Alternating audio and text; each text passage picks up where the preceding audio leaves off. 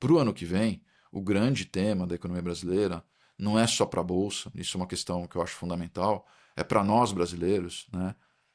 A eleição do ano que vem ela marca um pênalti. E é um pênalti que é o seguinte: se o Brasil errar o pênalti, a gente vai para a segunda divisão. A gente vai para a crise. A gente vai para uma crise fiscal muito profunda e muito séria. E eu tenho a impressão que o debate eleitoral vai explicitar isso, porque as últimas campanhas eleitorais elas não tiveram pauta econômica. A pauta econômica é muito ingrata na eleição. Né? Que político que vai fazer a campanha dizendo preciso ajustar, preciso cortar? Isso não acontece normalmente. Né? E as últimas eleições elas foram eleições definidas pela rejeição. Né? O Bolsonaro ganhou contra o Lula pela rejeição à corrupção, com Lava Jato e tudo. O Lula ganhou do Bolsonaro pela rejeição à conduta do Bolsonaro na pandemia e com essas questões de golpe. Né? Então, a gente tá definindo os presidentes contra, está escolhendo o mal menor, as nossas eleições. A gente precisa sair disso. A gente precisa eleger propostas, a gente precisa eleger projetos. Não dá para imaginar que o país vai andar bem elegendo contra o incumbente ou o concorrente. A gente precisa restabelecer um pacto nacional, a gente precisa ter um projeto de país, a gente precisa ter uma liderança capaz de executar esse projeto, a gente precisa ter uma liderança que tenha apoio político, né? Precisa resgatar a política, não tem democracia, não tem futuro se não for dentro da política, da ordem institucional, mas os jogadores da política também precisam se reenquadrar. Está tudo muito confuso. Né? O STF legisla, o legislativo executa, o executivo está comprimido, a gente precisa botar a bola no meio do campo de novo.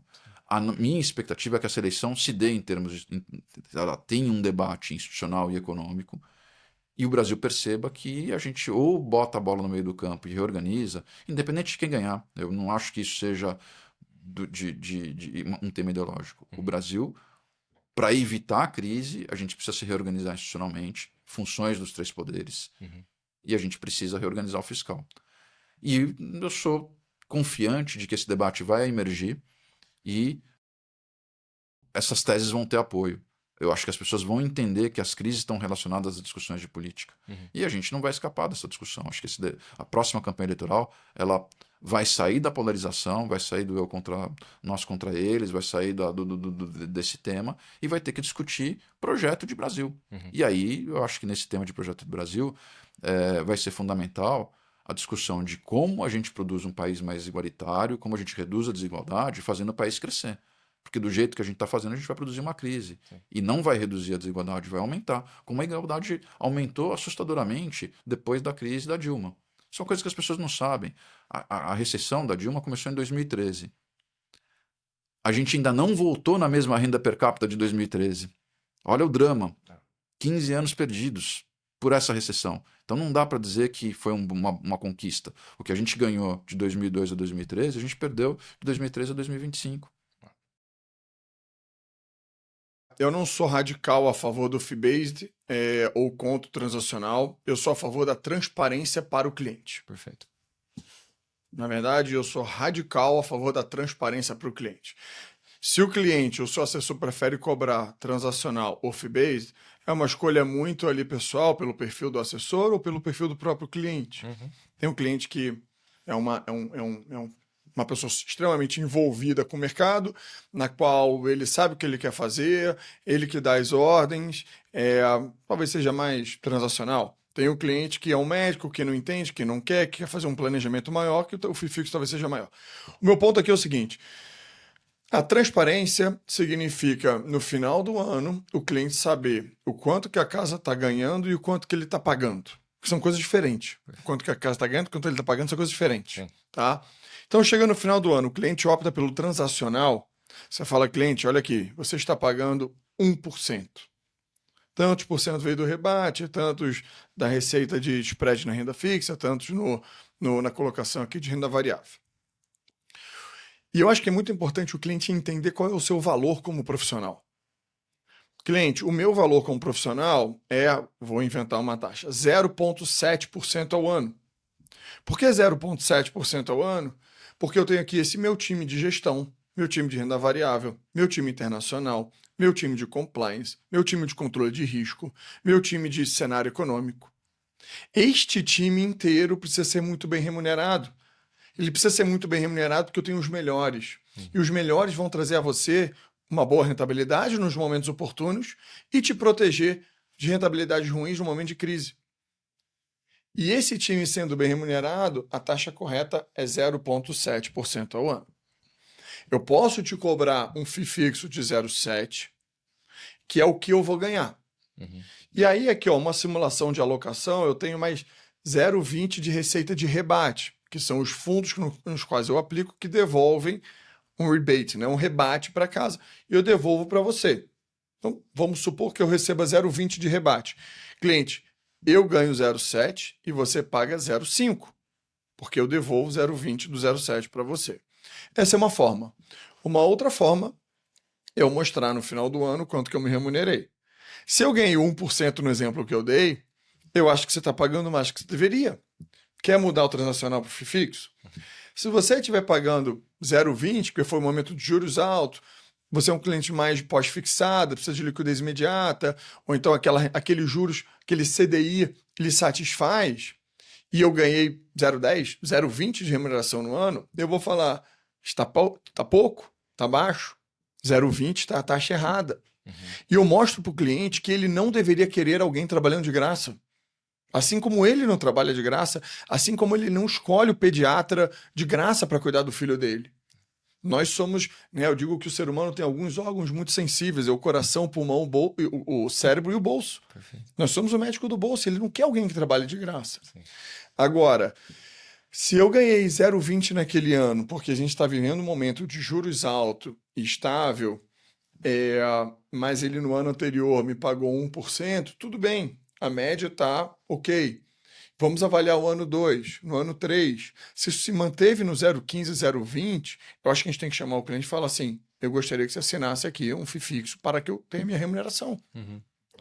A remuneração do FII fixo ou a remuneração do transacional tem que ser algo que consiga remunerar bem o seu time para que você tenha um time de elite, um time bom, que busque maior rentabilidade ou proteção, e, ao mesmo tempo, não onerar o cliente no momento de uma alocação conservadora. Sim. Essa tem que ser a combinação.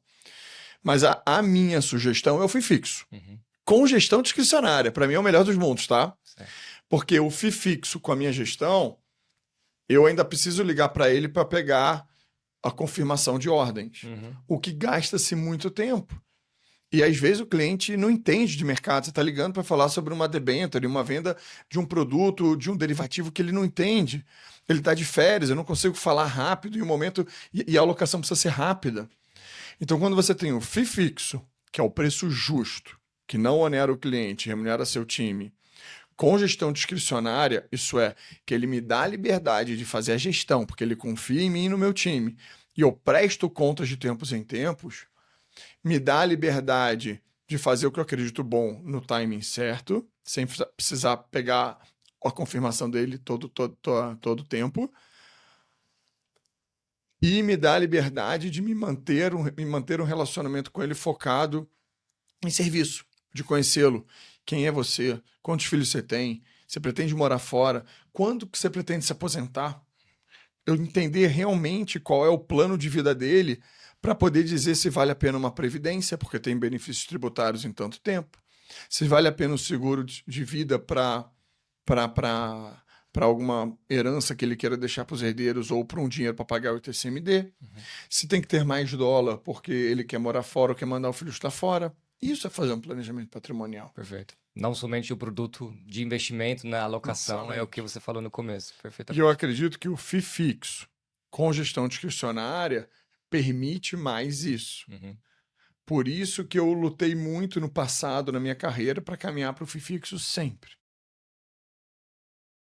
É difícil de você entender, né? São muitas variáveis. Você pega esse ano aqui, até o pessoal questiona, a gente, né, tem conseguido obter retornos aí interessantes no ano, mas foi um ano tumultuado, né? Questão de tarifa, guerra.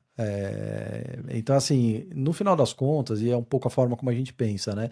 Se eu tentar extrair quais vetores são importantes para preço de ativo, em geral, a gente está falando de crescimento e inflação, que é uma coisa que se traduz muito em termos de ciclo econômico, né? Ciclo econômico são exatamente essas combinações, né? De você crescer mais ou menos do que o crescimento estrutural e a inflação está mais ou menos pressionada. Então é importante você filtrar o mundo, porque senão é difícil, né, tornar algo inteligível e tomar as decisões de investimento nesse ambiente, né? Então, hoje, por exemplo, quando a gente olha os cenários, né, a gente gosta de trabalhar com alguns cenários possíveis, né? Primeiro, a gente tem uma parte de alocação mais estratégica quando a gente pensa a carteira. Isso é importante para a gente entender onde a gente está, para onde a gente vai. Então, olhando a parte de ciclo mais de médio prazo, né?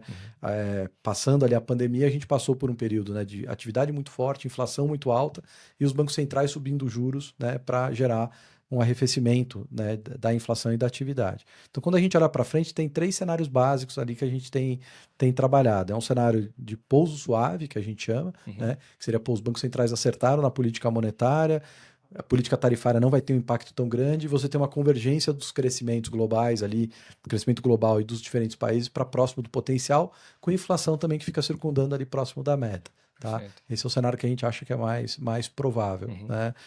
Existe a possibilidade, obviamente, de tarifas, né, ou incerteza ligada à guerra, levar a uma incerteza maior, isso gerar uma desaceleração mais forte de crescimento econômico, né? A própria política monetária também atuando nesse sentido, e aí, eventualmente, a gente caminhar para um cenário mais recessivo, né? Foi um pouco da preocupação que a gente viveu ali em abril, no auge das tarifas, né? E um que está ficando cada vez mais no retrovisor, que foi a preocupação do ano passado, que era eventualmente da inflação continuar incomodando, né? Eu acho que o primeiro semestre, até a reação positiva de mercado teve um pouco a ver com isso, né? O fato de ficar no retrovisor esse cenário. Então hoje, quando a gente pensa nesses 3 cenários, e aí envolvem todos esses pontos que a gente falou, tarifa, questão das guerras, a percepção que a gente tem é que a parte de ações combinada com bonds, ele tem uma simetria muito bacana, porque se for um cenário de pouso suave, os juros, foi o que aconteceu no primeiro semestre, os juros um pouquinho para baixo, mas ações performam muito bem. Se for um cenário de desaceleração mais forte, o que fecham os juros acabam pagando a conta, né, também da parte de ações. Né? E ouro também é um ativo que a gente tem tido com peso um pouco maior nas carteiras. Tá? O grande vetor de risco aí seria a inflação incomodar, que eu acho que está ficando mais um retrovisor, e aí o trabalho é muito mais de mensurar a duration. Legal. Tá? Então, isso para trazer, porque é importante colocar em contexto. Claro. Né? Às vezes são muitos vetores ali no mundo, quando você filtra, né, é importante separar ali o que realmente importa para preço de ativo ou não. Né?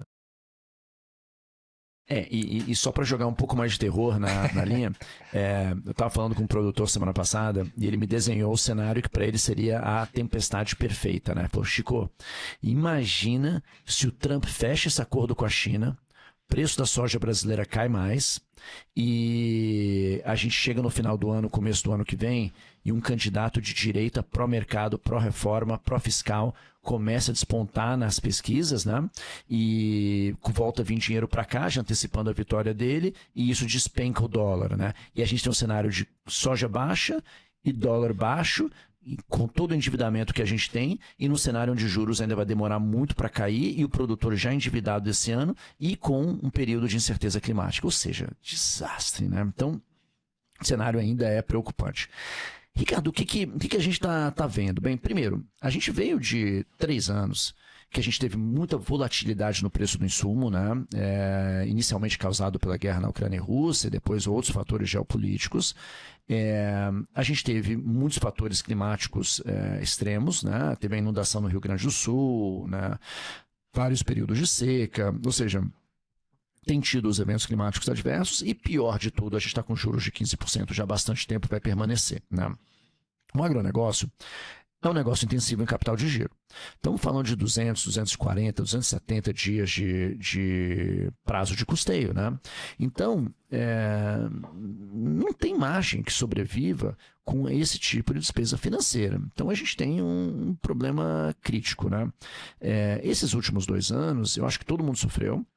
O que a gente tem visto? Eu vou dar alguns exemplos, né? Inclusive alguns cases que a gente está se beneficiando em parte disso no curto prazo, mas no médio e longo prazo a gente precisa de um produtor saudável, investindo, pujante, empreendedor, conquistando novas terras e aumentando o volume produzido para todo mundo ganhar. Vou dar o exemplo da AgroLand, tá?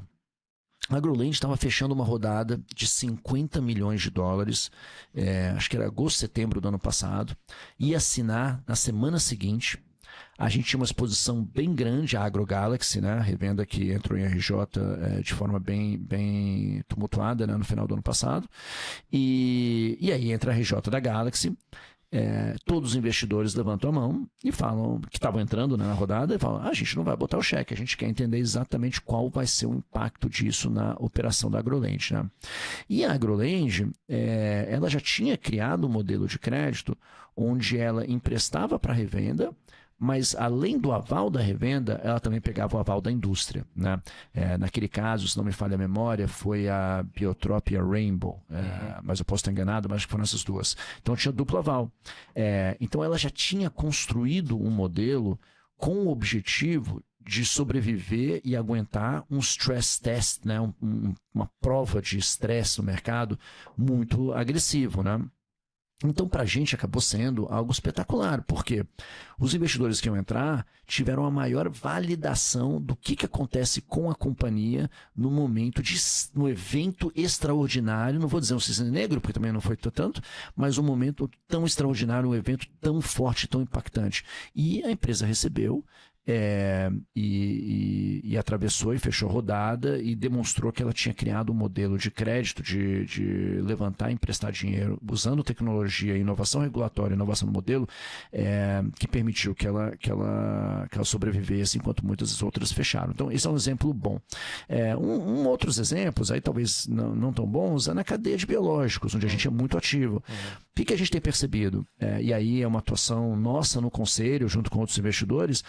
A gente tinha perspectiva das empresas crescerem 50%, 70% ao ano, era demanda do produtor, mas por causa da explosão da inadimplência, Ricardo, a gente tomou uma decisão de vamos crescer menos, vamos ter certeza que tudo que a gente vende a gente recebe e vamos ser mais conservador.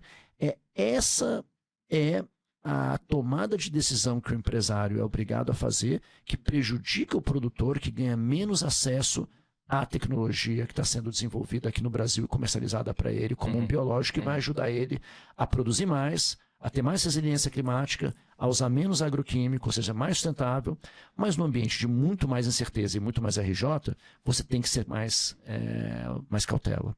E então a gente acabou puxando o freio de mão, em vez de crescer 60%, a gente cresceu 20%, 30%, com a expectativa de que, bem, o ano seguinte vai melhorar e a gente vai poder ser mais agressivo. Nossa expectativa é que ano que vem ainda vai ser difícil, tá? Principalmente por causa do fator juros e a situação climática, que também deve continuar desafiadora. A gente passou por uma transformação, uma grande transformação nos últimos 20 anos. Os últimos 5 anos, talvez um pouco mais, têm sido anos particularmente muito dinâmicos, né? Para mim, o desafio, o que a gente sempre coloca para os nossos clientes nesse segmento, e eu acho que isso é um desafio, é o pensamento profissionalizado, né? O que é isso? A gente vê que algumas grandes fortunas elas acabam tendo uma assessoria de um nível não compatível com a fortuna e com a sofisticação daquele cliente, né, daquela pessoa. Então, o desafio primeiramente, a profissionalização. Ou seja, procure parceiros que tenham conhecimento, que tenham know-how, que tenham a tecnologia para atender e para oferecer a sofisticação necessária para aquele patrimônio, para aquela família, para aquela entidade familiar, enfim. Esse é o primeiro ponto, é a profissionalização.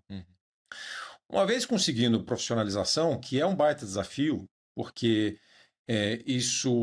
a profissionalização, na profissionalização muitas vezes você vê o conflito de gerações, o pai que confia num prestador de serviços mais antigo, que não necessariamente se reciclou, e a nova geração querendo trazer essa mentalidade mais dinâmica, mais profissional. Aí é o primeiro desafio, e para mim talvez seja o maior. Porque uma vez que você tenha se profissionalizado, né, você tenha ao seu lado os assessores financeiros com dinamismo, com know-how, com expertise, os assessores jurídicos, os assessores contábeis, o que vai acontecer? Você já é meio caminho andado, né?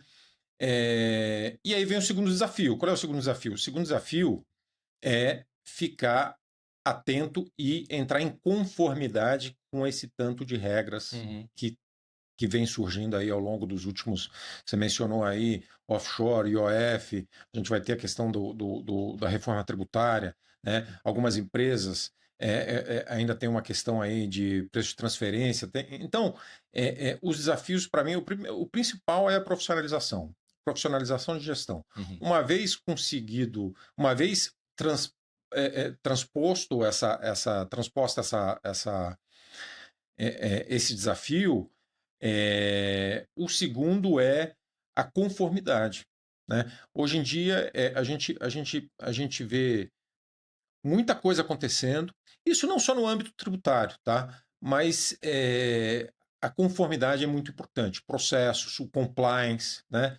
Regras de compliance, regras de controle, né? Então, esses são os grandes desafios que, na minha opinião, se esse time estiver funcionando adequadamente, essa complexidade fiscal, ela consegue ser, eu não vou falar facilmente superada, mas ela consegue ser navegada com mais tranquilidade. Primeiro ponto que a taxa de juros no Brasil está nesse nível por um motivo, quer dizer, por diversos motivos, né? Como a gente fala no mercado financeiro, não tem almoço de graça, né? Então, ela está nesse nível por um motivo, pelo risco associado e etc. Não é à toa que o bond brasileiro em dólar, negociado aqui nos Estados Unidos, pelo mundo inteiro, é chamado de junk bond, né? Assim, título de lixo, no literal, né? Assim, é um high yield, é um título de um país emergente, né? E mais uma vez, não tem nada de errado de investir na Selic, etc. Mas tem um risco associado a isso que é importante você se ligar. Eu costumo brincar que se eu sugerisse aqui investir 100% do patrimônio em títulos em dólar do governo de Botsuana, as pessoas iam me achar um maluco, mas o título em dólar do governo de Botsuana é menos arriscado do que o título brasileiro em dólar. De Trinidad e Tobago a mesma coisa, do Cazaquistão a mesma coisa. Então é importante a gente notar que tem um risco associado a isso, né? Tanto é que o Warren Buffett tem bilhões de dólares em caixa, ele não está investido na Selic, né? Não é o melhor investidor do planeta, ele não está investido na Selic. Esse caixa está investido em tesouro americano, deve ter algum motivo para isso. Mas, enfim. Então, o primeiro ponto é que existe um risco associado a isso, né? O segundo ponto é que a gente às vezes esquece do risco muito porque você falou, né, do nominal versus o real e etc, quanto você está perdendo dinheiro em relação ao mundo, em relação à inflação e etc. Então tem um dado interessante, que se você pegar um valor investido de R$ 100 mais ou menos, desde 2014 na Selic, no CDI, 100% CDI, por exemplo, você teria depois de 10 anos mais ou menos 142% de retorno em reais. Tá? Eu vou repetir esse dado que é bem importante. Se você tivesse, desde 2014, investido em 100% CDI, num período de 10 anos, você teria 142% de retorno em reais, que é maravilhoso. Você fala, caramba, ótimo tal. Quando você vê esse retorno em dólar, é 4% acumulado, tá? 142 acumulado em reais, 4% acumulado em dólar. Ou seja, apesar de você ter ganho um dinheiro em reais, né, a sua moeda ela perdeu o valor em dólar, né? Então, assim, em termos globais, você perdeu dinheiro. Volta a lembrar de que 20% do teu poder de compra ele é dolarizado, ele deve ser dolarizado, né? Que a tua cesta de consumo é dolarizada, ou seja, você perdeu parte do teu poder de compra investindo 100% na Selic, né? E aí volto a lembrar que eu não estou dizendo para não investir na Selic, a gente tem que parar um pouco com essa ideia de um ou outro e mudar para um e outro, né? Um outro ponto importante, quando você olha desde do ano 2000, por exemplo, Bolsa Americana, Bolsa Brasileira, renda fixa brasileira e renda fixa americana, e você vai vendo qual classe de ativo foi melhor em determinado ano, você vê que elas mudam muito, né, de lugar. Às vezes a renda fixa americana é melhor, às vezes a bolsa americana é melhor, às vezes a bolsa brasileira é melhor, às vezes a renda fixa brasileira é melhor, o que fortalece esse argumento de diversificação, de você ter um pedaço, um pouco de cada coisa na tua carteira, né?